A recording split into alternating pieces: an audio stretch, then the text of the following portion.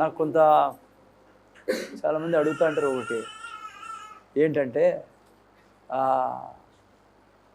ఒక సమస్య ఏంటంటే జనరల్లీ మనం ప్రభువులో నడిచేటప్పుడు మనకు వార్ఫేర్ ఉంటుంది, శత్రువు ఉన్నాడు కాబట్టి కంటిన్యూగా యుద్ధం ఉంటుంది పిల్లరా.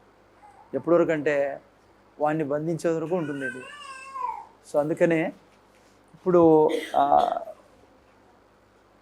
సబ్జెక్ట్ ఏంటంటే వాస్తవానికి మనకు శత్రువులు ఎవరు లేరు పిల్లరా. హలో ముందర చూడండి, ఇంకా అక్కడిక్కడ వద్దు, వచ్చింది మనం వాక్యం వినదానికి కాబట్టి. మీకు నాకు శత్రువులు ఎవ్వరూ లేరు పిల్లరా. ఇది మీకు బహు కూర్చోళ్ళ మీ జీవితంలో ఇది కళలు కూడా రాకూడదు ఎవరు శత్రువులుగా మీకు. అర్థమవుతుందా? మనకు శత్రువులు ఎవరు లేరు. మనకు ఉండే ఒకే ఒక శత్రువు సాతాను. ఎవరు మన శత్రువు? సాతాను. ఇంకెవ్వరు మనుషుల్లో శత్రువులు లేరు. వాతావరణం కూడా మన శత్రువు కాదు, జంతువులు మన శత్రువులు కాదు, ఎవ్వరు ముఖ్యంగా మనుషులు మన శత్రువులు కాదు. సాతాను ఒక్కడే మన శత్రువు కదా. అందుకే వాని గురించి ఏం రాయబడింది? మన విరోధి అని రాయబడింది. పాస్టర్ రవి ఎప్పుడు మాట చెప్పేవాడు, వాడు సాతాను కూడా ఒకసారి వచ్చి ఒక విశ్వాసిత అన్నాడంట, నీ దేవుడు శత్రువులు ప్రేమించమంటాడు కదా, నువ్వు నన్ను ఎందుకు ప్రేమించవని కదమ్మా. దాని చూసారా అమ్మ ఏమన్నారు? ఇంకొద్ది కింది ముందుకు రమ్మన్న ఈ పిల్లోని, ముందుకు రా, నేను నువ్వు ముందుకు రా సౌమ్య. ఆంటీ కూర్చుంటారు, అక్కడ కూర్చోరా, చైర్లో కూర్చోబోదు. అమ్మ ఏం జవాబు ఇస్తారు మీకు? సరే సాతాను ఈరోజు మీకు వచ్చి నిలబడినాడు ముందర, వచ్చి మీ దేవుడు మీరు పూజించే దేవుడు అన్నాడు, శత్రువులని ప్రేమించమన్నాడు. సరే నేను శత్రువునే, మరి నన్ను ప్రేమించాలి కదా. మీ దేవుడు ఏమన్నాడు? మీ శత్రువుల్ని క్షమించమన్నాడు, మీరు నన్ను క్షమించాలి కదా అంటే ఏం చెప్తారు మీరు? ఎందుకంటే వాక్యము ఇంకేమ్మా, ఇంకేం ఆన్సరు కదా. సో వాస్తవానికి వాడు మనకే కాదు, దేవుని శత్రువు వాడు యాక్చువల్గా. అందుకే వాడిని మనం క్షమించలేము, ఎందుకంటే దేవుడు కూడా వాడిని క్షమించాడు కాబట్టి. వాడిని క్షమించని విధంగా సృష్టించాడు, వాళ్ళకి క్షమాపణ లేదు, అందుకే వాళ్ళు ఏది చేయకూడదు, వాళ్ళకి ఎన్నుకునే భాగ్యం లేదు, ఎన్నుకునే స్వాతంత్రం లేదు మనిషికి ఉన్నట్లుగా. వాళ్ళని దేవుడు సృష్టించలే, అన్ని చెట్లు పెట్టి ఓ చెట్టు మధ్యలో పెట్టి అన్ని తిను, ఇది మాత్రం తినొద్దని వాళ్ళకి చెప్పలా. అది మనకు మాత్రమే, ఎందుకంటే మనము తన స్వరూపంలో పోలికలో సృష్టించబడి ఉన్నాం. దేవునికి స్వేచ్ఛ ఉంది కాబట్టి మనకు అలా సృష్టించాడు. సో వాడు దేవునికే శత్రువు. అందుకే బైబిల్ ఏమంటుంది? మీ విరోధి అంటుంది, కానీ మనుషుల్ని ఎప్పుడు దేవుడు అన్నాడు అనమాట, వాడిని శత్రువు, వాడిని క్షమించద్దని. అందుకే సాతాన్ని క్షమించే ప్రసక్తే లేదు, అసలు క్షమాపణ లేదు వాడికి. వాడు ఆల్రెడీ డెస్టినీ డిసైడ్ అయిపోయింది వాడిది కదమ్మా. సో అందుకనే మనకుండే శత్రువు ఒక్కడే, సాతాను, తన యొక్క సైన్యం. మనకు శత్రువులు లేరు. ఇది మీకు నాకు చాలా కంప్లీట్గా ఇది ఎప్పుడు ఉండాలంటే ఇంకా జీవితంలో ఒక పెద్ద నిర్ణయం మీ జీవితంలో ఉండాలా. అర్థమైందనైనా? కానీ మనకు చాలామంది శత్రువుల్ని వాడు తయారు చేస్తాడు. అర్థమైందా? వేరే వేరే విషయాలు ఇవి. మనకు శత్రువులు ఎవరు లేరు, కానీ అనేక మంది శత్రువులని వాడు మన కొరకు తయారు చేస్తాడు. నువ్వు రక్షణ పొందుకున్న మరుక్షణం నుంచే సొంత ఇంట్లో కదమ్మా, చాలామంది యేసుప్రభువే స్వయం అన్నాడు కదా, నా కొరకు నువ్వు తల్లి, తండ్రి, అన్న, దమ్ములను, అక్క చెల్లెలను. సో వాడు మన బంధువుల్ని మన శత్రువుగా లేపుతాడు, ఆఫీస్లో మనల్ని వాళ్ళని శత్రువుగా లేపుతాడు, మనకి విరోధంగా. మా ఇంటన్నారా? ఆ తర్వాత నైబర్స్, చుట్టుపక్కల ఉండేవాళ్ళు. ఎందుకంటే శత్రువు వాళ్ళలో పనిచేయడం మొదలు పెడతాడు. వీళ్ళు మాతో కలిసి బాగా తిరుగుతాండ్రి, తింటాండ్రి, తాతాండ్రి, సినిమాలకు పోతాండ్రి, శిఖర్లకు పోతాండ్రి, ఇష్టానుసారంగా అందరి గురించి ఇప్పుడు మారిపోయి వీళ్ళు మాకు కాకుండా అయిపోయినారే అనేది వాళ్ళకు బాధ ఉంటుంది. మాలాగా లేరే అని తెలుసు వాళ్ళకి, వాళ్ళకు తేడా ఉంది. మనం సరిగా లేం, వాళ్ళు సరిగా ఉన్నారని. అయినా శత్రువు ఏం చేస్తాడంటే దాన్ని వాళ్ళలో ఈర్ష్యగా ద్వేషంగా మార్చేసేసి మన కొరకు శత్రువుల్ని తయారు చేస్తాడు. కానీ ప్రిన్సిపల్ ఏంటంటే మనకెవరు శత్రువులు లేరు, మనము అనేక మందికి శత్రువులుగా ఉండొచ్చు. ఓకే, అర్థమైందమ్మా? ఓకే, సో అందుకే నేను ఎప్పుడు గుర్తుపెట్టుకోవాల్సింది, మనకు విరోధంగా సాతాను అనేక మందిని లేపుతాడు, బంధువుల్ని, స్నేహితుల్ని, ఆఫీస్లో కొలీగ్స్ని, ఆఫీసర్స్ని, ముఖ్యంగా ఆఫీసర్స్ని లేపుతాడు. పనిచేసే వ్యక్తి అయితే బంధువుల్ని లేపుతాడు. ఎందుకంటే వానికి తెలుసు బంధువులు లేకుంటే మనం ఇబ్బంది పడతాము, ఆఫీస్లో బాస్ ప్రేమించుకుంటే ఇబ్బంది పడతాము, ఆ తర్వాత నైబర్స్తో కలిసి ఉండాలని ఎవరికైనా మనకు మనుషులుగా అటు సృష్టించాడు దేవుడు. సో వానికి తెలుసు మనల్ని ఇబ్బంది పెట్టాలా, మనకు అనిపించాలా యేసు ప్రభువుని నమ్ముకొని ప్రయోజనం ఏమి, ఇన్ని సమస్యలు వచ్చినాయి అని. కానీ పిల్లరా గుర్తుపెట్టుకోవాల్సింది ఏమంటే వాళ్ళు మన శత్రువులు కాదు. అర్థమైందా? మనకు శత్రువు ఒకటే సాతాను. మనుషుల్ని ఎప్పుడు శత్రువు ఎంచకూడదు. ఎస్, బాగా క్లియర్గా ఉండాల్సింది ఏమంటే యేసు ప్రభు క్లియర్ చేశాడు దీన్ని అనేక చోట్ల సువార్తల్లో. నా నిమిత్తం నువ్వు శ్రమల పాలవుతావు, అన్నదమ్ములు, అక్కచెల్లెలు, ఆస్తులు వదులుకోవాల్సి వస్తుంది, కానీ ఇదే భూమి మీద 100 రెట్లు ఇస్తాను నీకు. అమ్మ అర్థమైందా? నీ బంధువులు ఈరోజు అసహించుకుంటున్న బంధువులు నేను తీసుకొస్తా, నీ అన్నదమ్ములను తీసుకొస్తా, నీ స్నేహితులు తీసుకొ, ఏ బాస్ దగ్గర నువ్వు అవమానపడ్డావో అక్కడే ఇచ్చిస్తా అని దేవుని వాగ్దానం ఉంది. సో టాపిక్ ఏంటంటే మీకు నాకు శత్రువులు లేరు, కానీ మనకు అనేక మంది శత్రువు ద్వారా సాతాను ద్వారా నిలబెడతాడు. అయితే నేను దేవుని ప్రిన్సిపల్ని అనుసరించి నేను జీవించినట్లయితే వారి ఎదుటనే మనల్ని దేవుడు ఎంత హెచ్చిస్తాడంటే, ఎందుకంటే దేవుడు వారి ఎదుట మనల్ని గణపరచాలని, తన్ను గణపరుచుకోవాలని కోరుకుంటాడు ఎప్పుడు. మీరు బైబిల్ ఆదికాండం నుంచి ప్రకటన గ్రంథం నేను చూపిస్తాను కొన్ని జీవితాలు. కాకుంటే మనం పెద్ద పొరపాటు చేస్తామాడ. చాలాసార్లు మన జీవితంలో శత్రువుని మనము సక్సెస్ అయితే చేసి చనిపోయేంత వరకు కూడా మన సంబంధాలు సరి చేసుకోం, మనం సరి కావవి. ఎందుకంటే మనం గలీజ్ చేసుకుంటాం సంబంధాలని, ఎందుకంటే మనకు సరిగా అర్థం కాదు ఎలా వ్యవహరించాలా ఆ సమయంలో అని. మీరు బైబిల్లో చూస్తే జయించిన వారందరూ శ్రమల్లో అయిపోయినారు. వాళ్ళు ఓర్పుతో నడిచినప్పుడు కొంతకాలం తర్వాత వాళ్ళని దేవుడు వాళ్ళ శత్రువు ఎదుట ఎంత గణపరిచాడంటే వారు శత్రువు తల దించుకునేటట్లు చేశాడు దేవుడు. అత్యధిక విజయం ఇచ్చాడు కదా ఎవరైతే తన యొక్క దేవుని చేయి విడుచుకోకుండా దేవుడు చెప్పినట్లుగా జీవిస్తారో, ఇట్లా శ్రమలలో ముఖ్యంగా.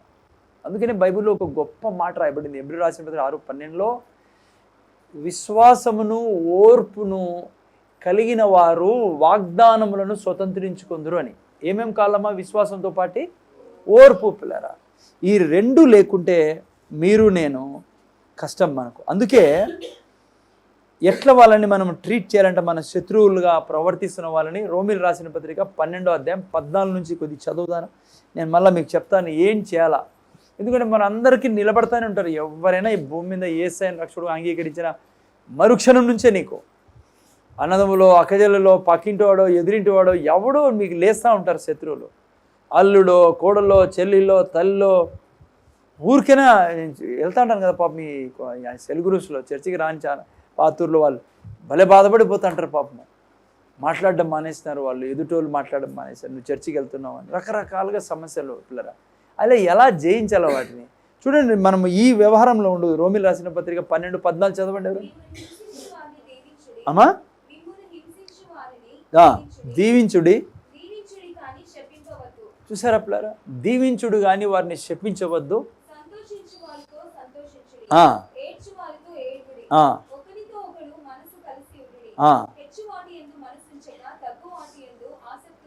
ఓకే,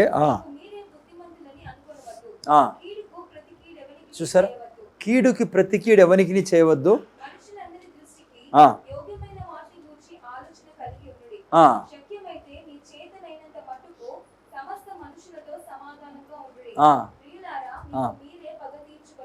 చూడండి, ఇది ప్రిన్సిపల్ ప్లరా. మన కొత్త నిబంధనలో నూతన సృష్టికి అపొస్తలుడు పౌలు ద్వారా పరిశుద్ధాత్మ రాస్తున్నాడు.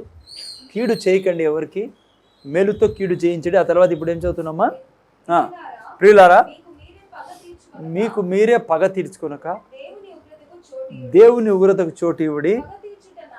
పగ తీర్చుట నా పని.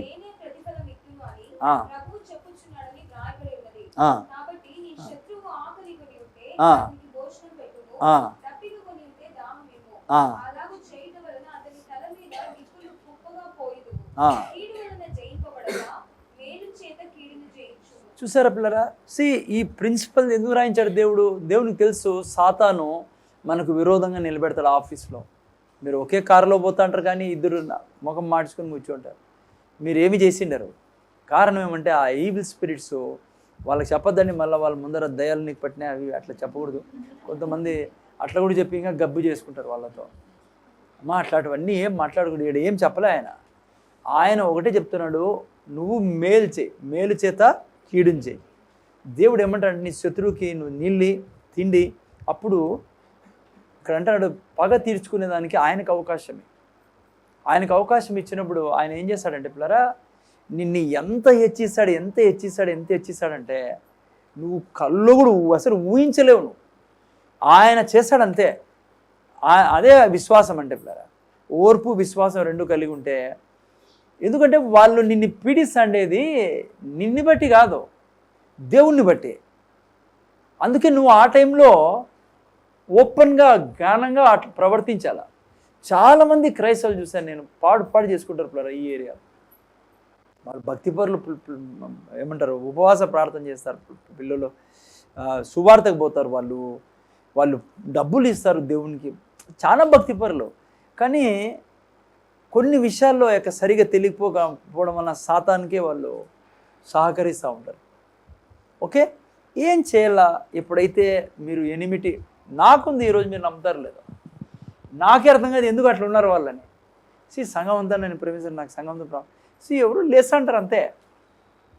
నేను బాగా లోపలికి వెళ్ళి చూసాను ప్రభు, ఎక్కడన్నా ఏదైనా ప్రాబ్లం ఉందా అని. నేను అందుకే ఈరోజు ప్రీచ్ చేయగలుగుతున్నా. నేను చాలా అవి వెళ్ళాను పిల్లరా. నాకు కమాండింగ్ ఆఫీసర్స్, పెద్ద ఆఫీసర్స్ అట్లా అపోజిషన్లో నేను చూశాను. ఆర్మీలో కొత్తగా నాకు పెద్ద డౌట్ వచ్చేది, అసలు ఎందుకన్నా నమ్ముకున్నాను అనిపించేది ఒక్కొక్కసారి. ఇద్దరు ఫేవర్లో ఉంటే ఇద్దరు నేనని ఎవరు రెడ్డప్పకి వాళ్ళు చెప్తా అంటే నేను రెడ్డప్ప వాళ్ళకి సంజాయిస్తాను, శివాజీ రెడ్డప్పకి. నాకు బాగా గుర్తుంది, మా రెజిమెంట్లో, అంటే ఇది రికార్డ్ ఏదైనా అయినా పర్లేదండి, వాళ్ళు కాదు తెలుగులో చెప్తాను. అంటే ఒక టాప్ లీడర్ ఉంటాడనమాట. అంటే ఆఫీసర్స్కి కింద మధ్యలో ఒక వ్యక్తి ఉంటాడనమాట, పేరు చెప్పకూడదు దాంట్లో. అయితే నేనంటే సరిపోయేది కాదు అతనికి, నాకు తెలియదు అది ఏం సరిపోలేమో, అర్థమవుతుందేమో. ఆయన చాలా కీ పర్సన్ అనమాట. అంటే ఇద్దరికి మిడిల్లో లింక్ లాంటి వాడు. పైకి ఏమన్నా మాట్లాడాలంటే తన త్రూనే పోవాలా. నాకు అర్థమైంది కదా ఎందుకు ఈ మనిషి నాతో, నాతో ఏం పరిచయం కూడా లేదు, అంటే ఏదో క్లోజ్ కూడా లేదు మనం అతనితో. నా సెక్షన్ వేరే చోటు ఉంటాను నేను పని, కానీ ఆయనకి నా పేరైతే సరిపోయేది కాదు అతనికి. కానీ దేవుడు ఎంత మంచోడు అంటే, దేవుడు ఏం చేసేవాడంటే, దేవునికి అర్థమైపోయింది ఈయన నన్ను పోనీడు పైకి, మధ్యలో ఆయన ఉంటాడు. ఆర్మీలో ఎట్లంటే డైరెక్ట్ అయిపోయి. నాకు బాగా గుర్తుంది నా జీవితకాలం. జస్ట్ ఒక సాక్షి చెప్తున్నాను మీకు. నేను ఎప్పుడు పైనతో డైరెక్ట్ పోయలేదు, ఈయన మధ్యలో ఉంటాడు. సరే ఈయన ఎందుకు బాధపడదని నేను పట్టించుకునేవాని కాదు. మనసులో ఇవ్వడం అనుకోని ఏజు నమ్ముకున్నా, ఎందుకు ఇట్లా జరుగుతుంది, ఆయన ఏదో చేయాలి. కొత్త నాకు కూడా సరిగ్గా తెలుసు డాక్టరినల్ ఇష్యూస్ అని, ప్రిన్సిపల్స్. కానీ నేను బాగా గమనించింది ఏమంటే, డైరెక్ట్గా ఆయనకు దేవుడు మాట్లాడేవాడు మా కమాండింగ్ ఆఫీసర్కి. ఈమంటే వాళ్ళ భార్యకు చాలా ఇష్టం, ఈమంటే నేనంటే ఆయనకు చాలా ఇష్టం. మళ్ళీ ఇంకో దాని కింద అంటే ఆఫీసర్స్ అందరూ నేనంటే చాలా ఇష్టపడతారు. వీడికి కామంటే లేసేది, ఎందుకంటే ఆయన డైరెక్ట్గా ఐ డోంట్ నో, నాకు ఈరోజు కూడా అర్థం కాదు. ఆయన నా పేరు రాసేసేవాడు. ఏదైనా ఉంటాయి కదా, ఈ పని చేయాలంటే ఆయనకి ఇండి, ఆయన చేస్తాడని. ఎట్లయితే చర్చ్ బైబిల్లో ఉంది కదా, ఎస్తేరు హామాను మొర్దకే టైపు. రాజు మొర్దకేని ప్రేమిస్తాడు, హామాస్. ఇప్పుడు మొర్దకే రాజు దగ్గర పోలంటే హామాస్ పోవాలి, ఎందుకంటే మధ్యలో మినిస్టరు. దేవుడు చాలా యాక్టివ్గా మన జీవితాల్లో పనిచేస్తుంటాడు. నన్ను దేవుడు లాస్ట్కి ఏం చేసినంటే, ఈ మనిషి నేను బాధపడతానని దేవుడికి తెలుసు. వాటి నుంచి నన్ను పైకి ఆయనతో రాయించి నా పేరు రాజుతో కమాండింగ్ అసలు ఆయన ఎవరికి చెప్పేకి లేదనమాట, నో అనేకి లేదు. నాకు ఒక కోర్స్ అప్పుడు జస్ట్ ఆర్మీలో నేను కంప్యూటర్స్ వచ్చాయి నన్ను అప్పుడు ఈ ఫాక్స్ బేస్ ప్రోగ్రామింగ్ ఉండేది, ఆ కంప్యూటర్ ప్రోగ్రామింగ్ దాంట్లో నాకు పేరు రాసి ఆయన పంపించేశాడు. ఆడిపోయినా నేను నాకు పంపించకుండా అడ్డుపడే ప్రయత్నం చేశాడు. పోతే అక్కడ నాకు దేవుడు నా లోపలే దూరిపోయినాడు. నేను అనుకునే నీ మహా మొద్దు నీటికి వచ్చిన నేను ఆర్ట్ స్టూడెంట్ని, కంప్యూటర్స్ కొత్తగా వచ్చాను నాకు అప్పుడు దాని గురించి ఏబిసిడి కూడా తెలియదు. సరే అయినా దాంట్లో పోయినా నాకు అంతే, అది అద్భుతమే అనుకోండి, నా మైండ్లోనే దూరిపోయాను. నాకు అనిపిస్తుంది మైండే కొత్తది పెట్టేసినాడు దేవుడు. ఎందుకంటే ఆ కోర్సులో నేను టాప్ చేశాను పిల్లరా, డిస్టింక్షన్ వచ్చింది నాకు. లాస్ట్లో నాకు బాగా గుర్తు, మా టీం అంతా ఆర్మీలో ఎత్తుకున్నారు నాకు, ఎందుకంటే మా టీంని గెలిపించే 4 టీమ్స్ ఉంటుంది దాంట్లో. సో నేను షార్ట్కట్లో చెప్పాలంటే అది అయిన తర్వాత నాకు ఆర్మీ కూడా రావడం అందుకే, లేకుంటే నేను ఢిల్లీకి వచ్చేవాడిని. నా జీవితంలో నేను అర్హుడిని కాదు ఢిల్లీకి వచ్చేదానికి, ఆర్మీ హెడ్ క్వార్టర్కి వచ్చేదానికి. నా ట్రేడ్ వేరు, నా సెక్షన్ వేరు అనమాట. ఏ మాత్రం చీమంత ఆశ నేను కల్లో కూడా ఎప్పుడు ఊహించలే. ఎవడో అనుకున్నాండి బా అక్కడ కూర్చున్నంత అందులో అంతా జీనియస్ అనమాట. అంటే ఏదో ఆర్మీ హెడ్ క్వార్టర్ అంతా లల్లు పని చెప్పారు, జీనియస్ అందరినీ పంపిస్తారు. అంటే స్పెషలైజేషన్ ఉండాలి ఏదన్నా, ఆ టాప్లో పంపిస్తారు వాటికి. అందుకని మనకు ఊహల్లో కూడా ఉండేది కాదు, కానీ దేవుడు అంత కృపగలిగిన దేవుడు. సో రాయించి సరే అది వస్తూనే నాకు ఆర్మీ హెడ్ క్వార్టర్ నుంచి ఈ వ్యక్తిని మాకు కావాలో పంపించాను, ఎందుకంటే ఆ డిస్టింక్షన్ వచ్చింది, టాప్లో వచ్చాను కోర్స్ అంతట్లో. సో మళ్ళీ వీడు అడ్డుపడతాను, నాకు వీడికి వస్తే మళ్ళీ వీడు రాలే కదా, వీటి నుంచి పోవాలి వాటికి. నేను నమ్ముతారు లేదో ముద్దుకే మాదిరి ఉండే నా పరిస్థితి. సరే ఆడ వచ్చిందని నాకు తెలిసిపోయింది, ఆడ వచ్చింది, హైదరాబాద్కి వచ్చింది, నాసిక్ వచ్చింది, చాలా చోట్ల నన్ను పిలుస్తాను ఈ వ్యక్తి కావాలి మాకని. అంత దేవుని కృప, అది 3 చోట్ల. అట్లా రాదు ఆర్మీలో ఎప్పటికీ పోస్టింగ్స్. ఇప్పుడు కూడా మళ్ళీ చెప్తాను, నేను ఆయన అడ్డు పడతా ఉంటే నాకు అప్పుడు ఏం తెలీదు, ఓనామలు కూడా ఎవరికి ప్రార్థన చేసుకుని బాధపడేవన్నీ నాకు తెలిసేది. కొంతమంది మధ్యలో చెప్పేవాళ్ళు, ఎందుకు నువ్వంటే అతనికి సరిపోదు, నీ ఫైల్ పోనీడని, ఎందుకు పోనీడని. సో అట్లా జరిగేది. పండించేవాడు కదా నన్ను అక్కడికి, అతని చేతిలో పండించేవాడు కదా. మళ్ళీ ఏం చేసి మొత్తానికి ఓ రోజు టక్కని పిలిచాడు ఆయన. ఎందుకంటే అక్కడి నుంచి ప్రెషర్, ఆ పైనుంచి ఆర్మీ అటుకుడి నుంచి పంపిస్తారా లేదా మీ కథ ఏం చెప్పాలన్నట్లు ఉంటుంది పైనుంచి, ఎందుకంటే వాళ్ళు హైయర్ అథారిటీస్ కదా. సో ఇంకా తప్పదని చెప్పి పిలిచారనమాట. సో అంతా తెలివిగా ప్రవర్తించి నాకు 3 నెలల కోసం పంపించారు. 3 నెలలే కదా పోయి మళ్ళీ వస్తాడని నేను అనుకున్నా, 3 నెలల కోసం ఏంది ప్రభా. సో ఏమో షార్ట్ కట్ చేయాలంటే 3 నెలలు పంపించారు. కానీ ఇంకా మళ్ళా ఇంకా నాకు ఆర్మీ హెడ్ క్వార్టర్ నుంచి బయటకు వచ్చేదే కష్టమైపోయింది. ఎందుకంటే దేవుడు నాకు చాలా నమ్మకం, దేవుడు ఓపెన్గా నాకు నిలబడి నా జీవితంలో పనిచేసాడు. ఆయన ధాన్యాన్ని హెచ్చించినట్లే హెచ్చించాను. నాకు ఆడ కాలు పెడతానట్లే నేను, నాకు ఏం అర్థం కాలేడ ఏడ్చాను. రాత్రి బాగా గుర్తుంది నాకు, రాత్రి అంతా ఏడుస్తాను నేను దోమతర కట్టుకుని పైన, ఎవరు చూసే కూడా లేదు.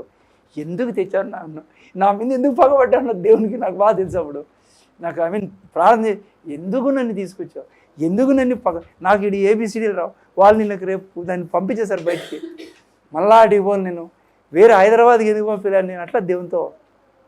కానీ ఆ రాత్రి గుర్తుంది పిల్లరా, నాకు నిజంగా చెప్తాను, మీరు నమ్మండి, రాత్రి మళ్ళీ ఆపరేషన్ చేసినట్టున్నాడు. ఆదాము కదా ఆపరేషన్ చేస్తాడు దేవుడు, నాకు బాగా గుర్తుంది పిల్లరా.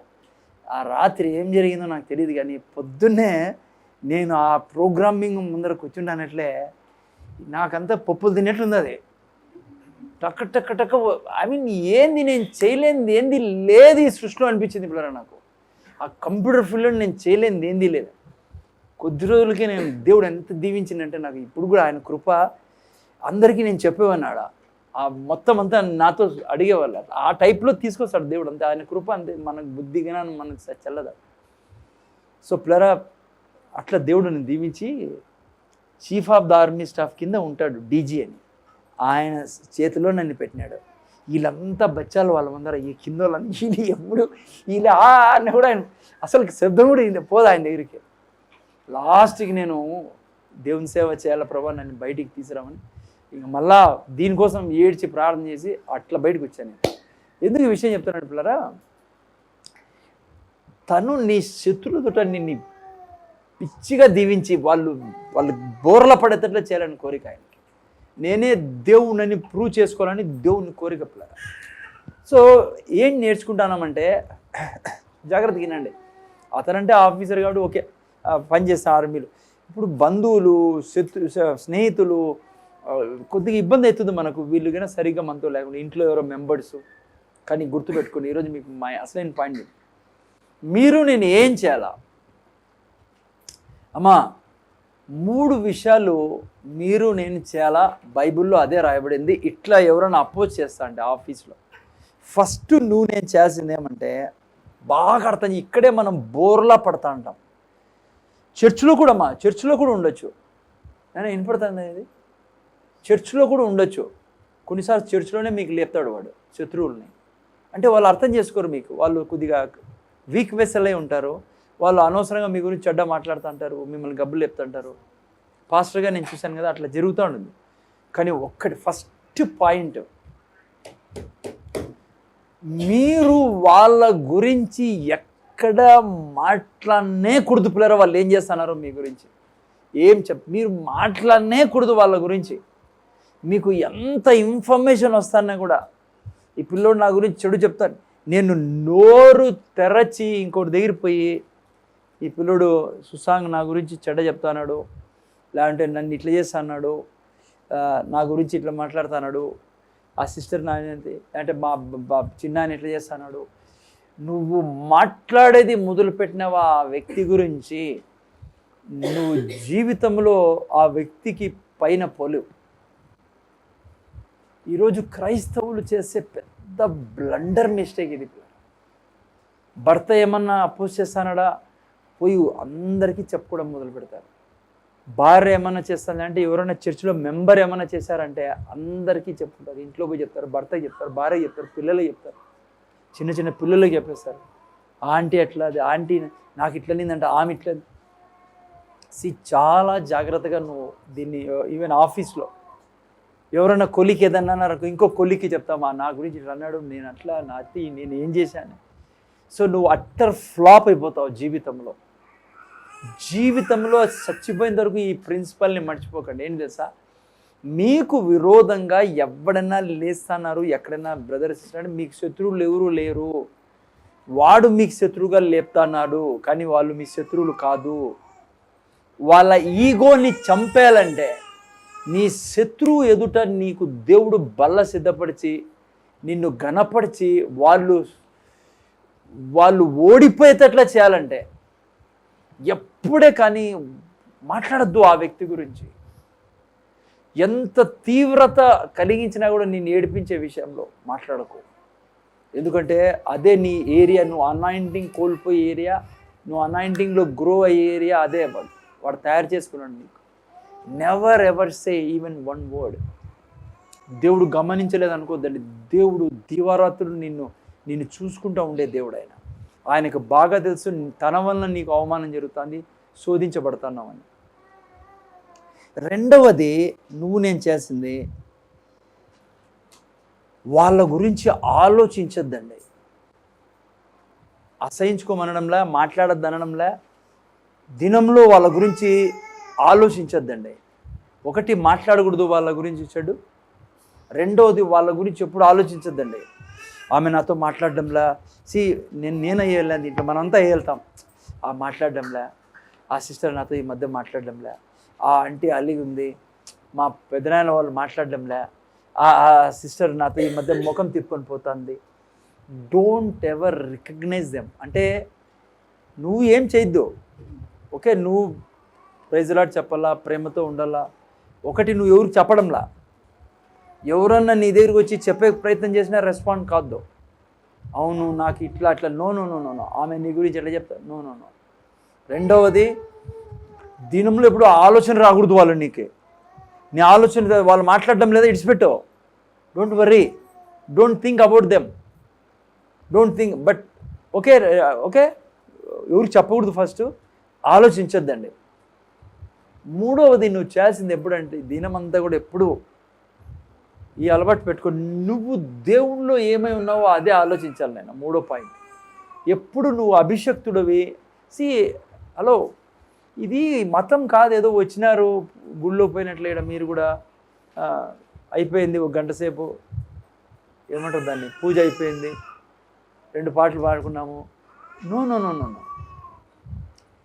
దినమంతా నువ్వు ఇమాజినేషన్లో ఉండాలి పిల్లరా, మెడిటేషన్లో ఉండాలి. నువ్వు దేవునితో నిండి ఉన్నావు, దేవుడు నీతో ఉన్నాడు, నువ్వు వడదెల్లుతున్నావు, నీ నీ నీ నువ్వు లక్షలాది మందిని వేలాది మందిని రక్షించబోతున్నావు. పరిశుద్ధాత్మ 9 వారాలు నీ జీవితంలో పనిచేస్తున్నాయి. మా అర్థమవుతుందా? నైనా వింటానారా? పడుకో బాబు, నైనా పడుకో, ఇవి తగిలించుకో తల, పర్లేదు నువ్వు అలసిపెట్టావు, మూలకేసుకో తలని.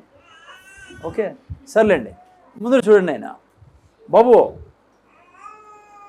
వాళ్ళ గురించి నువ్వు ఎప్పుడు థింక్ చేయకూడదు. వాళ్ళు మాట్లాడడం లేదు, వీళ్ళు మాట్లాడడం, కానీ నీకు తెలిసిన నువ్వు పాపంలో ఉండకూడదు, నువ్వు చెడు చేయకూడదు. వాళ్ళు నువ్వు చెడు చెప్పడం లేదు కాబట్టి, వాళ్ళ గురించి డిస్కస్ చేయడం లేదు కాబట్టి యూ విల్ బి విన్నర్. రెండవది, నువ్వు ఇమాజిన్ చేయ, వాళ్ళ గురించి థింక్ చేయొద్దు. మాట్లాడడం లేదు, నో డోంట్ వరీ. కానీ ఆలోచించాలి, నీ తప్పు ఉందా అదేమన్నా కూడా. ఓకే, మూడవది నువ్వు మెడిటేట్ చేసింది. నాలుగవది ఇప్పుడే నేను చెప్పాను కదా, రోమీయులకు రాసిన పత్రిక 12లో నువ్వు ప్రేమిస్తానే ఉండాలి. వాళ్ళు చెడు వాళ్ళకి చేయకూడదు, చెడు వాళ్ళ గురించి మాట్లాడకూడదు, చెడు ఆలోచన. ఎవరైనా అమ్మలక్కలు వచ్చారనుకో, పలానా డిమ్కాన్ అని చెప్పేదానికి వాళ్ళకి ఎంటర్టైన్ చేయొద్దు. ఎందుకంటే నీ ఆత్మీయ జీవితాన్ని పాడు చేసేదానికి ప్రణాళికలు ఇవన్నీ.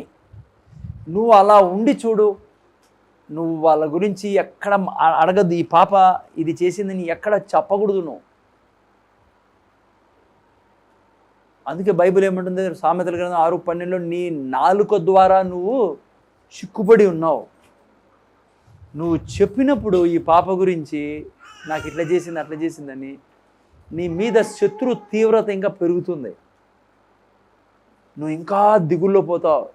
ఇంకా చాలా ఇంకా ఈ పాపం చెడు, నువ్వు చెడు చెప్పడం మొదలు పెడతారు, గలీజ్ చేసుకుంటావు జీవితాన్ని. నాలుగోది, ఎప్పుడు ప్రేమించాలా. దేవుడు అన్నాడు కదా, పగ తీర్చుకునుట. సో ఆ రెండు మీరు చేస్తూ ఉంటే దేవుడు ఆటోమేటిక్గా మిగతా అవన్నీ చేసుకుంటూ పోతాడు పిల్ల. ఓకే, నాలుగోది ఏమిటంటే ప్రేమ. అంటే నువ్వు చెక్ చేసుకోవాలా. చింటూ నాతో మాట్లాడడం అనుకుందాం, నేను చెక్ చేసుకోవాలా, నా హృదయం ఏముంది ఈ పాప గురించి. నా హృదయం ఆ పాప దయతో ఉండాలా, కనికరంతో ఉండాలా, జాలితో ఉండాలా. నాకు అర్థమైంది ఈ బిడ్డ ఇన్ఫ్లుయెన్స్లో ఉంది కాబట్టి అలా ప్రవర్తిస్తుంది. టోటల్గా నా కుటుంబము, నా వాళ్ళు, నా రక్తం, నా ప్రభు రక్తంతో కడగబడినాం. ఒక చోట ఉండాల్సిన వాళ్ళం మనం, యుగాలు ఆల్రెడీ ఒక చోట ఉన్నాం మనం. మీకు గుర్తు తెచ్చుకోవాల్సింది ఏమంటే, క్రైస్తవులైతే మనం ఆల్రెడీ లోకం నుంచి వేరు చేయబడి ఉన్నాం పిల్లరా. మనం ఒక కుటుంబానికి సంబంధించిన వాళ్ళం. ఓకేనా?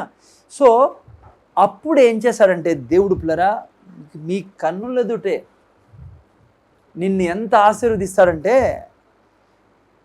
దేవుడు బైబిల్లో నేను కొన్ని చాలా చెట్టు మీరు చూస్తే వాళ్ళు అసూయ పడేటట్లుగా మీ జీవితాన్ని దీవిస్తాడు దేవుడు. వాళ్ళ జీవితము క్షీణించిపోతుంది మీరు విన అట్లా పోతూ ఉంటే. యాటికి పోరు వాళ్ళు, తిప్పుకొని తీసుకొచ్చే బాధ్యత ఎవరిది? 100 రెట్లు తిరిగిస్తాను ఇప్పుడు ఈ భూమి మీదే. సో ఎందుకు మనకు టెన్షను? కానీ అదే టైంలో మీరు ప్రేమించేది, మీ హృదయాన్ని చెక్ చేసుకోవడం, మీకు అసహ్యం ఉండకూడదు. వాళ్ళంటే అసహ్యం రాకుండా ఉండాలంటే ఏం చేయాలా? నోరు తెరిచి చెప్పాలా, నేను ప్రేమతో నిన్నే ఉన్నా. దేవుడు ఎంత ప్రేమిస్తాడో సౌమ్యాన్ని నేను అంతే ప్రేమిస్తా కదా. ఆ పాప మీకు విరోధం ఉందనుకోండి, దేవుడు ఎంత ప్రేమిస్తాడో సౌమ్యాన్ని అంతే నేను ప్రేమిస్తా అన్నప్పుడు మీ మైండ్లో ఉండే ఆ పంచేంద్రియాల యొక్క సెన్స్ని విరగొడుతుంది నీ వాక్యం పోయి. అర్థమవుతుంది నైనా? జయించే విధానం ఇది. ఓకే, ఊరికే పొడుచుకోవద్దండి. చాలామంది పొడుచుకుంటూ అంటారు, నేను పనికిరాని దాన్ని, నాకు ప్రేమే లేదు. నిజమే కదా, అట్లా no never ever say that. నువ్వు జయించే విధానం ఏంటంటే, నువ్వు చెప్పాలా, నువ్వు వాక్యం ఏం చెప్తుందో నీ గురించి. నీ మైండ్ చెప్తా అంటే చెప్పొద్దండి. అర్థమైందా? నువ్వు ఎప్పుడైతే చెప్తావో దేవుడు ప్రేమించినట్లు ప్రేమిస్తా, దేవుడు క్షమించినట్లు క్షమిస్తా. నేను దేవుడు ఎంత కనికర పూర్ణుడో చింటూ అంటే నేను అంతే కనికర పూర్ణుడిని చింటూ అంటే. You have to tell your mind you are not what your mind size, you are what God size. ఇది జీవించే విధానం. ఎంతోమంది క్రైస్తవులు జీవితాంతం శత్రుత్వంతో, ఎందుకంటే తెలియదు పాపం వాళ్ళకి ఎట్లా బయటపడాలి.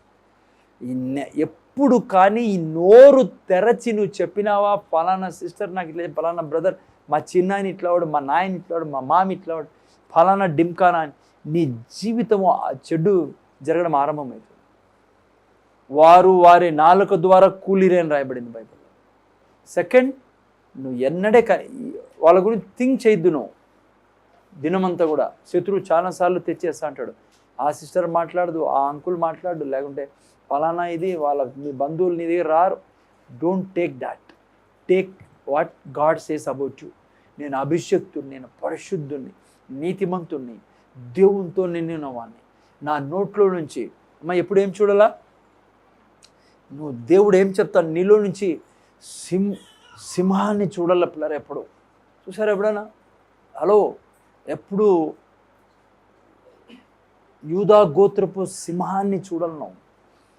అర్థమైందా? నువ్వు ఎప్పుడు లూజ్గా పెట్టుకోకూడదురా. నువ్వు వెలుగ్గా చూడాలా. నువ్వు వాక్యం చెప్తావు. నేను చాలాసార్లు చెప్పాను మీకు, రెండంచుల ఖడ్గం పోల మీ నాలుగులో నుంచి. మీ ఏ వాక్యం చెప్పినా కూడా ఇమాజిన్ చేయాలి మీరు, ఖడ్గం పోతుంది మీ నోట్లో నుంచి. ఎప్పుడు కూడా సింహాన్ని చూడాలి మీలో నుంచి, దేవుణ్ణి చూస్తూ ఉండాలి. అదే టైంలో చాలా ముఖ్యమైన నాలో ప్రేమ కలిగి ఉండాలి. ఓకే, సో నువ్వు అట్లా చేసినప్పుడు ప్లేరా కదా, నీ యొక్క ప్రతి శత్రువుని దేవుడు మిత్రుడుగా మార్చే దేవుడు వాళ్ళని ముందర దీవిస్తాడు. నేను అందుకే చూడండి, భయంకరమైన బలమైన ప్రిన్సిపల్ ఉంటుంది. గలతీయులు రాసిన పత్రిక 6వ అధ్యాయంలో ఏమని రాయబడింది? మోసపోకుడి, మనుష్యుడు ఏం విత్తునో ఆ పంటనే కోయిను కదా.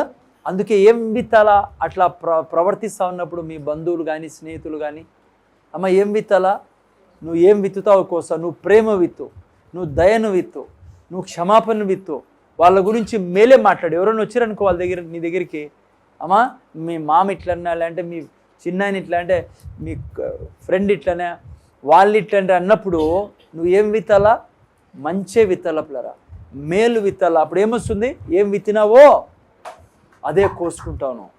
సో చెడు విత్తకుడు, చెడు మాటలు మాట్లాడకూడదు వాళ్ళ గురించి. మేము ఇంత చేసి అంత చేసి అట్లా మాట్లాడకూడదు కదా. అట్లా మాట్లాడితే మీ శత్రుత్వం పోదు వాళ్ళ దగ్గర నుంచి, కష్టమైపోతుంది. అందుకే చూడండి, తర్వాత ఏమన్నాడు ఆయన? 7 అయిపోయిందా? 6-7 గలతీయులు రాసిన 6-7 చదువుతాను.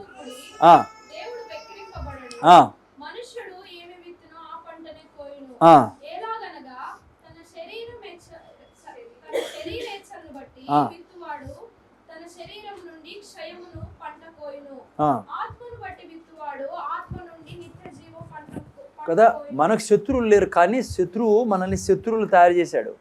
సో ఏం విత్తల్లప్పుడు? మేల్ విత్తండి, వాళ్ళకు మంచి విత్తండి. ఈవెన్ థాట్స్లో కూడా ఈవిల్ విత్తకండి. నేను చెప్పే విధానము మీకు చాలా కొద్ది కఠినంగా, అందుకే యేసుప్రభు నా మార్గము ఏమమ్మా తెలుగులో ఇరుకు మార్గము. కానీ ముందుకు పోయిన తర్వాత అస్సలు నీ మీద అనాయింటింగ్ ఎట్లా పోతూ ఉంటుందంటే, లైక్ ఆహారం గడ్డం మీద, తల నుంచి గడ్డ మీద పారేట్టుగా వాళ్ళు నిన్ను చాలా ప్రేమించడం మొదలు పెడతారు. ఆ తర్వాత నువ్వు ఎంత డార్లింగ్ అయిపోతా ఉంటే హెవెన్కి, ఇంకెవరు చేయిస్తారు నీకు? ఇవి కొంతకాలమే ఈ సమస్యలు. నీకు కొద్దిగా అలవాటైంది అనుకో, నీకు ఇంకా తెలుసు స్పిరిచువల్లో ఏం జరుగుతుంది, నువ్వు ఎలా వ్యవహరించాలి అని. ఓకేనా? మీరు చూడండి 9వ వాక్యంలో ఏమంటాడు? మేలు చేయటందుకు విసుక్కోక. చదువునేనా?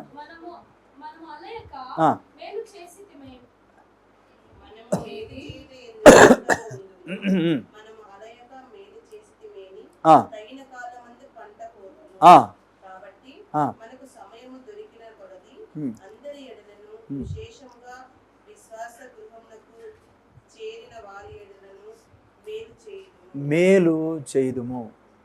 ప్లరా ఏం నేర్చుకుంటానామంటే, ఇట్లా కాంట్రడిక్షన్, ఇట్లా కన్ఫ్యూజన్లో, ఇట్లా యుద్ధంలో ఉన్నప్పుడు బంధువులు ఖచ్చితంగా ఉంటారు, మీకు ఎవ్వరు లేరనికి లేదు. కానీ మీరు యుద్ధం చేసిన విధానము, ఎందుకంటే నాతో చాలామంది బాధపడతారు, ఏడుస్తారు కూడా, సింగిల్గా వచ్చే కొంతమంది బాధపడుతుంటారు. ఎందుకంటే వాళ్ళు ఎంతో భక్తిగా బ్రతకాలని కోరుకున్నాను కదా, ఎందుకు ఆ సిస్టర్ మాట్లాడదు, ఎందుకు ఆ బ్రదర్ ముఖం తిప్పుకొని పోతాడు, ఎందుకు ఇట్లా? ఓకే, చర్చిలో అట్లా చర్చ్ కూడా తప్పు, మంచిది కాదు అది. బంధువులు ముఖ్యంగా, యేసుప్రభు అనేవాడు ఎందుకు అట్లా చేస్తాడు, వాళ్ళు మాకెందుకు అట్లా చేస్తాను, లేదంటే వాళ్ళకి ఏమైనా జరగాలి కదా, ఏదో అయిపోవాలి కదా, చెడు జరగాలి కదా, నేను మంచి జరగదు అట్లా. ఎందుకంటే వాళ్ళు దేవుని బిడ్డలు. దేవుడు తన విధానాన్ని మార్చుకోడు, పనిచేసే విధానాన్ని. నిన్నే హెచ్చిస్తాడు, చివరి గెలుపు నీదే. సో ఏం నేర్చుకున్నాం?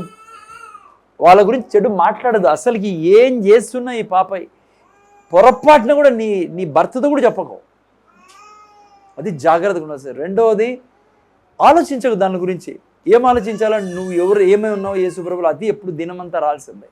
నేను అభిషక్తి నోరు తెరిచి మాట్లాడి, నేను అభిషక్తిని సామర్థ్యం గలవాడిని తండ్రి, 1000 మంది మధ్యలో నన్ను వాడుకున్నావు, రోగులు నన్ను స్వస్థపరచడానికి నువ్వు వాడుకున్నావు, గొప్ప దేవుడు అవుతాను నేను. సో ఆ విధంగా పోలా. 4వది ప్రేమలో ముందుకు వెళ్తా ఉన్నారు. ఓకే, ఏనా మీరు చూసినట్లయితే పిల్లరా, శాంపుల్ నేను కొన్ని జీవితాలు శాంపుల్ చెప్తాను. ఏం కాదులేండి ఉన్నిలేండి. అరసనీలేమా ఏమైంది, ఏడుస్తుంది మళ్ళీ ఆ పాప, అది అలవాటు, వాళ్ళ తాతమ్మ అది అడుస్తుంది అరసనీలే, ఆడ ప్రీచ్ చేశానమ్మా. ఓకే, నీ ఎంతకాలం దాచిపెడదాం చెప్పండి. పెద్దదన్న అయితే సో ఆమె అంతే ఆపుతాను పాపం. నిద్ర వస్తుందా, మళ్ళీ నిద్రపోయేటండి అంటే ఉయ్యాలి కలమ్మా. ఏమి ఎట్లా పడుకుంటుందమ్మా, వాళ్ళ అవ్వకి ఇంట్లో ఉంటాయి. చాలా జీవితాలు ఉన్నాయి కానీ 2 జీవితాలు అట్లా చెప్తాను, టైం కూడా తక్కువ ఉంది కాబట్టి. ఆదికాండంలో మీరు చూసినట్లయితే ఇస్సాకు జీవితాన్ని చూసుకున్నట్లయితే, ఎందుకంటే నేను ఆదికాండం నుంచి ప్రకటన గ్రంథం వరకు ఇవే ఉన్నాయి.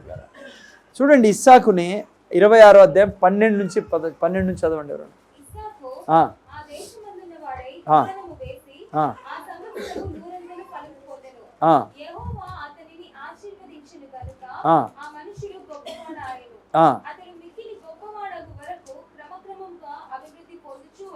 చూసారా, క్రమక్రమంగా అభివృద్ధి పొందుతూ వచ్చాను.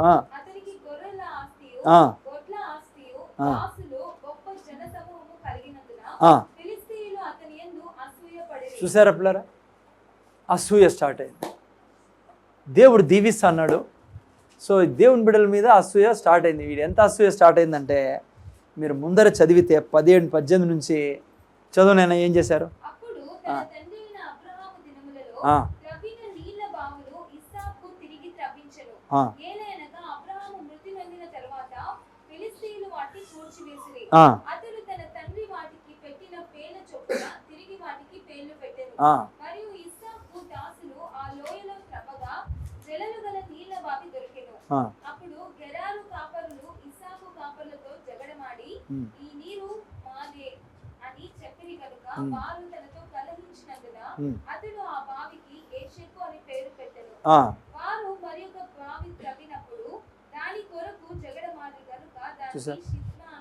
మీరు చదువుకుంటా పోతే అట్లే ఇస్సాకుని దేవుడు దీవిస్తా అంటే, రెండోది ఏం స్టార్ట్ అయింది, జగడాలు స్టార్ట్ అయినాయి. మీరు చూస్తే ఇస్సాకు ఎక్కడ ఎవరితో కొట్లాడేవాడే కాదు,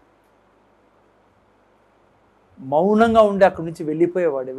ఎందుకంటే వాళ్ళ నాయన బాగా సంజాయించినట్టున్నాడు అబ్రహాం. ఓకే, సో జగడం ఆడేవాడు కాదు. అందుకే మీరు లాస్ట్లో చూస్తే 26వ వాక్యంలో అనుకుంటా చదువు, నేను ఏం జరిగిందో అవి 24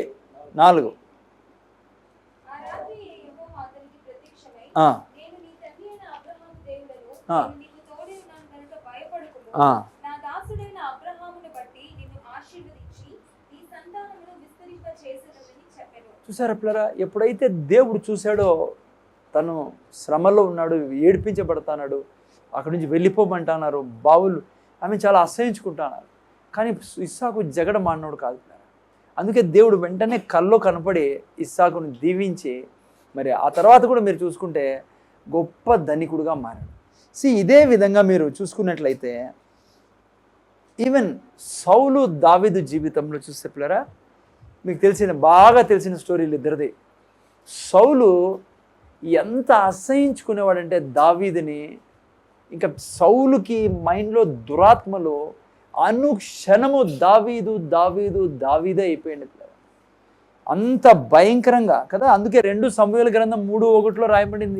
3:1 ఏం రాయబడింది చదువుతారు ఎవరన్నా?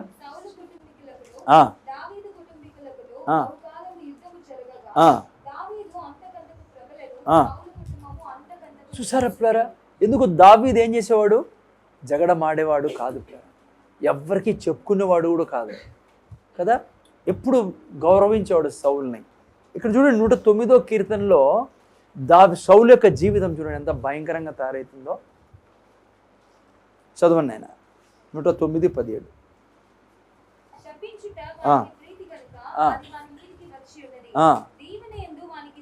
చూసారా, సౌలు గురించి రాయబడింది ఇది టోటల్గా ఈ యొక్క ప్యాసేజ్. కూర్చొని ఆయన శపించడమే అతని పని అంట, దీవించడం అతనికి ఇష్టమే ఉండేది కాదు. ఏమైందంట, దీవెనలు దూరమైన వానికి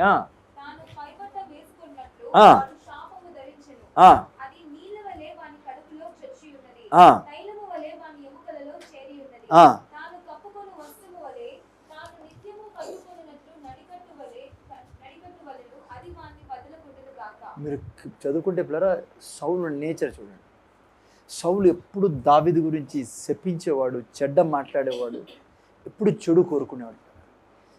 అదే దురాత్మలు ఈరోజు కూడా పనిచేస్తారు, అదే ప్లాన్సే మన గురించి కూడా. వానికి దయతో మీకు ఎవరన్నా చెడుగు లేస్తానారంటే అది బంధువుల, స్నేహితుల, సంఘంలోన మీ ఫస్ట్ యాక్షన్ పిల్లరా వాళ్ళ గురించి ఎక్కడ కూడా మాట్లాడకండి ప్లీజ్, దయతో.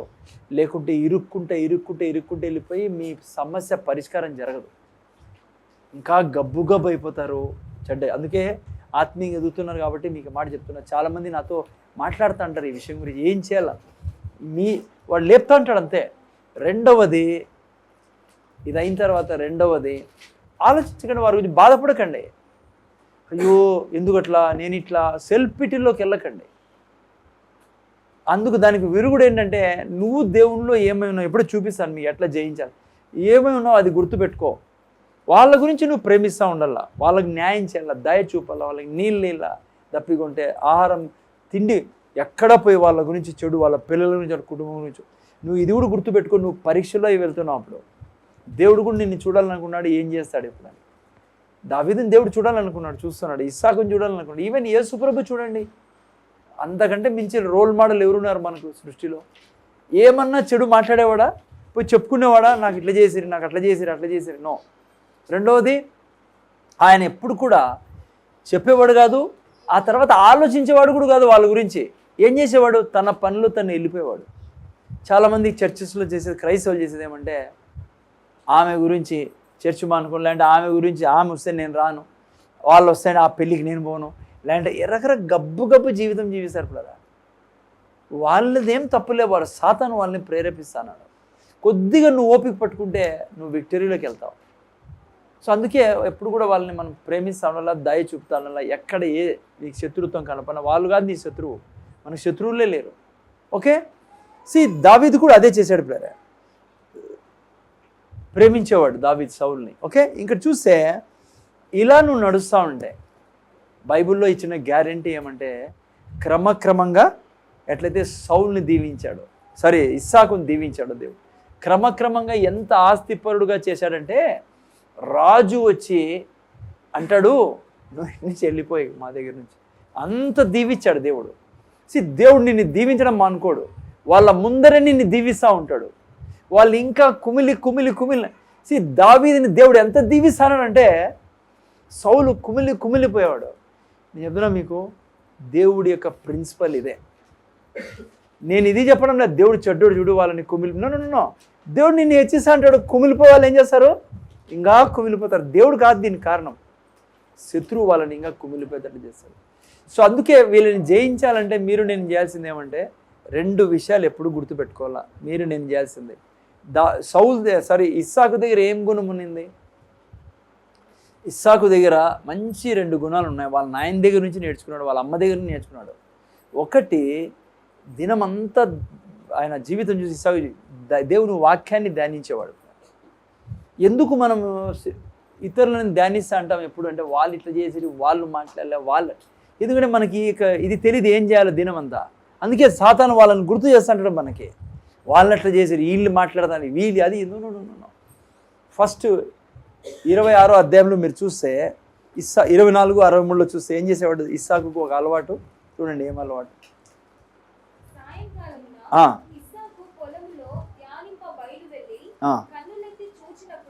చూసారా,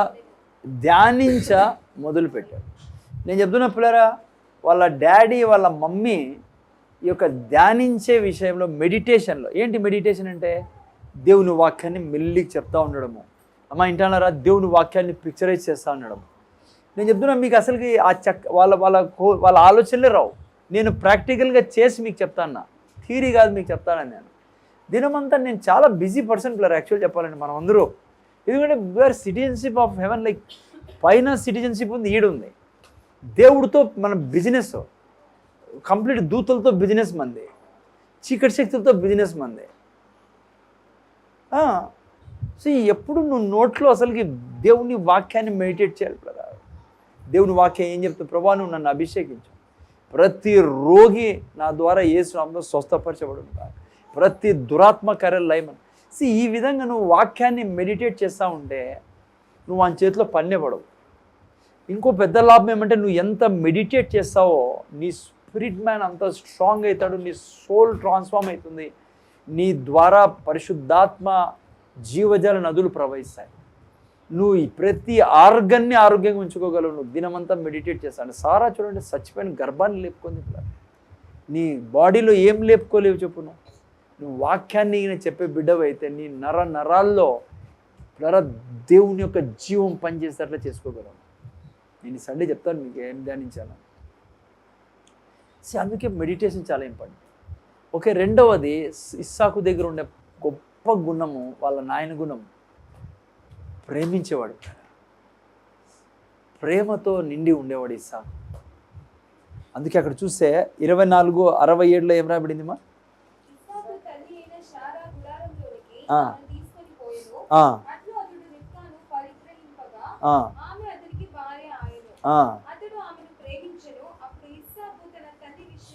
చాలు చూస్తే ప్రేమించే వ్యక్తి పిల్లరా, ఈ రెండు ఉండాలి మీ దగ్గర నా దగ్గర. ఏం చెప్పండి, దినమంతా మెడిటేషన్ ఉండాలి. అది చూసుకున్నాము, వాళ్ళ గురించి మాట్లాడకూడదు, థింక్ చేయకూడదు.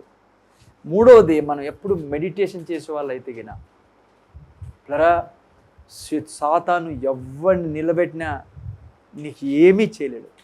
మనం ఏం చేస్తామంటే మైండ్ని బ్లాంక్గా ఉంచుతాం పిల్లరా. అందుకే ఆమె మాట్లాడలే, బాస్ ఇట్లానేనట, ఈ మధ్య అట్లా వాళ్ళు ఇదంతా వాడు సాతాను యొక్క కుయుక్తి పిల్లరా. అందుకే నేను చేసిన దినమంతా ఏం చేయాలా? మెడిటేషన్ పిల్లరా. వాక్యాన్ని చెప్తా ఉండాలా. మెడిటేషన్ తెలిసి కదా, మటరింగ్, వాక్యం చెప్తా ఉండాలా. ఆవు కదా గడ్డి నమిలినట్లుగా. ఎట్లుంటుందంటే నీ జీవితం, మీకు ఛాలెంజ్ చెప్తాను నేను. మీ బాడీ అనారోగ్యంలో పడదు పిల్లరా. మీ మీ మీ ఎముకల్లో పుష్టి ఉంటుంది అనుక్షణం. మీ చర్మము చాలా బాగా ఆరోగ్యంగా పెట్టుకోవచ్చు. మీ ఫైనాన్సెస్ని ఎప్పుడు ఇది అదే విధంగా సక్సెస్ అయితే మనకు యెహోవా ఆశీర్వాదంలో ఐశ్వర్యం వచ్చేది. ఈవెన్ నువ్వు జాబ్ చేసినా డబ్బులు మిగిలేది యెహోవా ఆశీర్వాదం అన్నాయి. నువ్వు సక్సెస్ అయితే బిజినెస్లో యెహోవా ఆశీర్వాదం అన్నాయి. నీకు ప్రమోషన్ వచ్చేది యెహోవా ఆశీర్వాదం అన్నాయి. సో అందుకనే నువ్వు ఎంత దేవుని వాక్యాన్ని ధ్యానిస్తావు. రెండవది ప్రేమించడం. దావీదు ఏం చేసేవాడు దినమంతా? చూడండి, 2 వాక్యాలు చదవండి. 119:23 చదవండి. కీర్తన 119:23. దావీదు దగ్గర ఉన్న అలవాటు చూడండి. దావీదు ఎట్లా తన శత్రువుల్ని జయించేవాడు.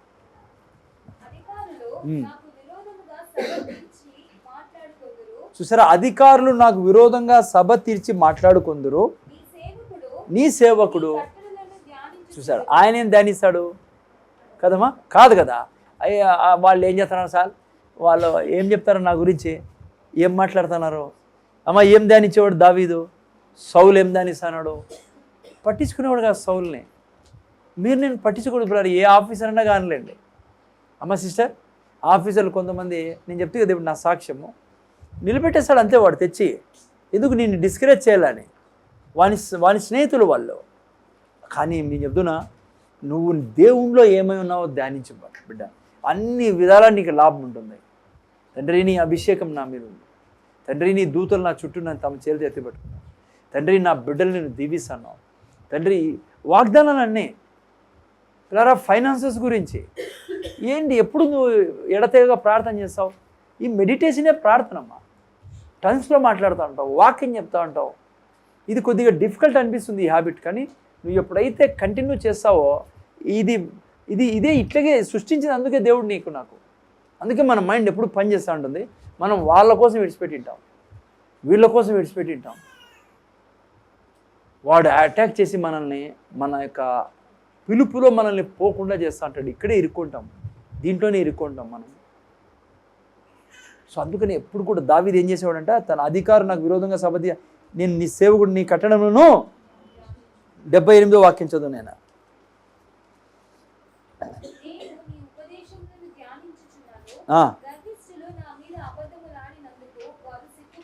చూసారా ఏం చేస్తాడు దావీదు, నీ యొక్క ఉపదేశములను. అందుకే కీర్తనకాడు మొదటి కీర్తన అంటాడు, నేను దీవారాత్రులు వాక్యాన్ని ధ్యానించే వ్యక్తిని. అందుకే సౌలు అంటే భయం ఉండేది కాదు, సౌలు అంటే అసహించుకునేవాడు కాదు, సౌలు మహాప్రేమించేవాడు. అందుకే 38వ కీర్తనలో మంచి మాటలు అంటాడు చూడండి, 12 నుంచి. కీర్తన 38:12.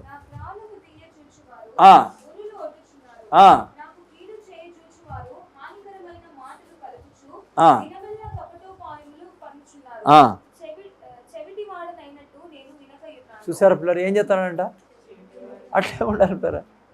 లేదంటే ఎంతమంది కొట్లాడుతానైనా నువ్వు ఎంతో వాళ్ళు ఎందుకు నీతో వాళ్ళకేదో వాళ్ళకు ఒక సెట్టింగ్ ఉంది మైండ్లో, నువ్వు దానికి సెట్ కావడంలా. అర్థమైందనైనా నువ్వు వాళ్ళు అనుకున్నట్లుగా బ్రతకడం లేదు కాబట్టి వాళ్ళు శత్రువులుగా అయినారు. అందుకే నీ హృదయాన్ని చెక్ చేసుకోవాలా, ఆ సిస్టర్ అంటే నాకు కోపమా, ఆ బ్రదర్ అంటే కోపమా, మా బంధువులు వాళ్ళంటే నాకు అసహ్యం ఉందా, లేదు నేను నీట్గా ఉన్నా, థ్యాంక్స్ ప్రభువా, అంతే. అందుకే వాళ్ళ గురించి చెడు చెప్పకూడదు కూడా, నీకు తెలుసా అనకూడదు, అంటే ఫినిష్ నువ్వు.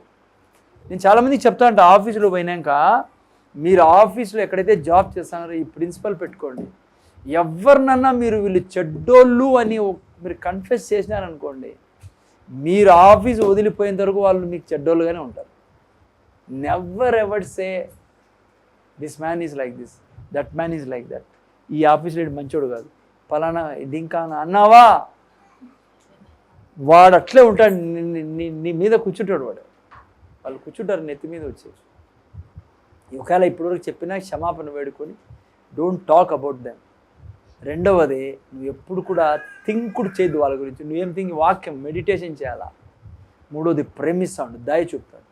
దావీదు అదే అన్నాడు. ఆ తర్వాత దావీదు ప్రేమించేవాడు పిల్లరా, మెడిటేషన్ చేసేవాడు. రెండోది ప్రేమించేవాడు. మొదటి సమూయేలు గ్రంథం 24:6 చూడండి.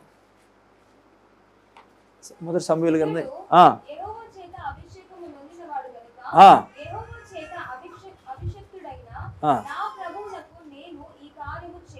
చూసారా, నా ప్రభువునకు ఈ కార్యము చేయను. ఎందుకు?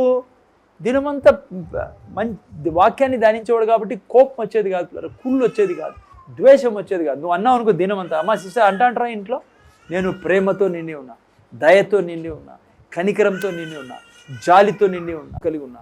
యేసయ్య శిరస్సు నేను దేహాన్ని, ఆయనలో ఉన్న గుణమంతా నాలో, నాకు ఆయన ద్రాక్షావళి నేను తీగను, ఆయనలో కామ క్రోధ మదమాశ్చర్యాలు లేవు, నాలో కామ క్రోధ మదమాశ్చర్యాలు లేవు.